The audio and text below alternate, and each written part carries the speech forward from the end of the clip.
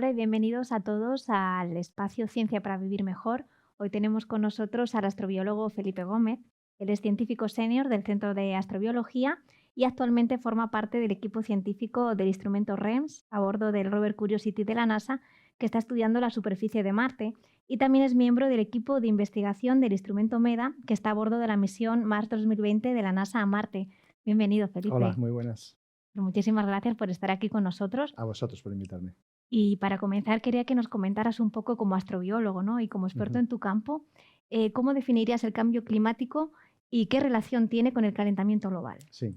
Fundamentalmente el cambio climático es una serie de eventos que provienen por la acción humana. Es decir, llevamos un desarrollo económico, una explotación de recursos del planeta que, debido a que la población humana se va incrementando, cada vez la verdad que la población es un número mucho mayor, hacemos una explotación quizá excesiva de una serie de recursos que a fin de cuentas repercuten en una serie de efectos que a largo plazo van suponiendo pues, un cambio climático que obviamente en los últimos años ha quedado claro y demostrado que es debido a la acción humana.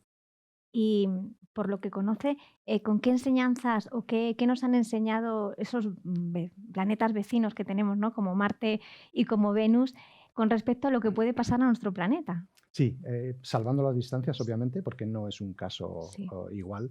El origen de estos planetas fue muy similar. Estamos hablando de hace muchos años, aproximadamente unos 4.000 millones de años, en las que el origen fue completamente similar hasta el punto de que sabemos que esos planetas fueron habitables. Hay una serie de características de esos planetas que hicieron que la evolución fuera muy distinta. En el caso de Marte, es la mitad de tamaño que el planeta Tierra. Eso hizo que tenga menos gravedad y por tanto no pudo retener una atmósfera.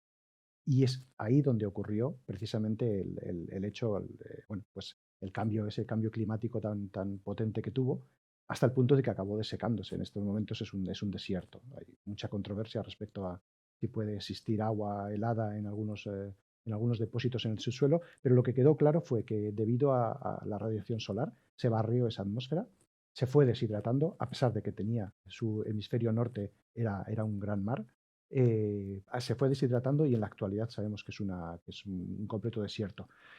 Por analogía, debido a esa producción de gases que estamos provocando por el transporte, por el consumo, por la industria, estamos produciendo una serie de gases que al final, a fin de cuentas, lo que hacen es acumularse en la superficie en la parte alta de la atmósfera, de forma que al final producen ese efecto invernadero que no permite que la radiación solar salga al exterior, sino que es rebotada y vuelve a incidir sobre la superficie de la Tierra, y que es lo que está promoviendo la elevación de la temperatura. Y volviendo a la Tierra, ¿qué efectos está teniendo y va a tener este calentamiento, ¿no? Y el cambio climático? Son efectos, por ejemplo, hay un estudio en el que se ve la evolución de la temperatura a lo largo de la historia del planeta Tierra y se ve claramente como en las últimas décadas la subida es exponencial. Es un efecto, como decía, debido a la producción de gases por el ser humano, fundamentalmente. Es un efecto humano.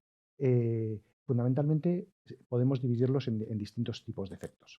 Esos efectos van a tener en definitiva, una elevación de la temperatura, poquito a poco se está notando ya en las últimas décadas y a fin de cuentas vamos a notar, por ejemplo, en ecología, en migraciones, por ejemplo, de aves.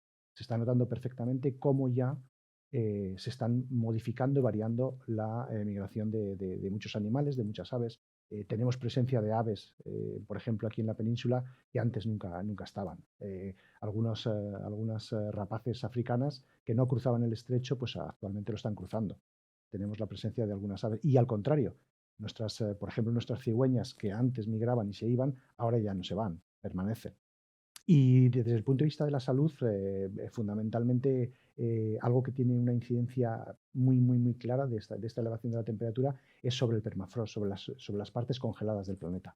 Tenemos esos polos que, por esa elevación de la temperatura, empiezan a descongelarse, a derretirse.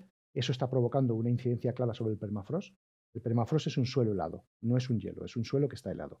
Ese suelo helado, cuando se empieza a descongelar, se producen desplazamientos, movimiento de esos suelos que, a fin de cuentas, están liberando todo aquello que quedó congelado hace miles de años. ¿Qué incidencia tiene esta? Están apareciendo y están saliendo determinados microorganismos que estaban ahí retenidos y que obviamente están teniendo cierta liberación y por tanto bueno, pues, y por otro lado, las famosas zoonosis. Ese cambio climático, esa elevación de temperatura, está provocando que haya una mayor incidencia de microorganismos que saltan al humano.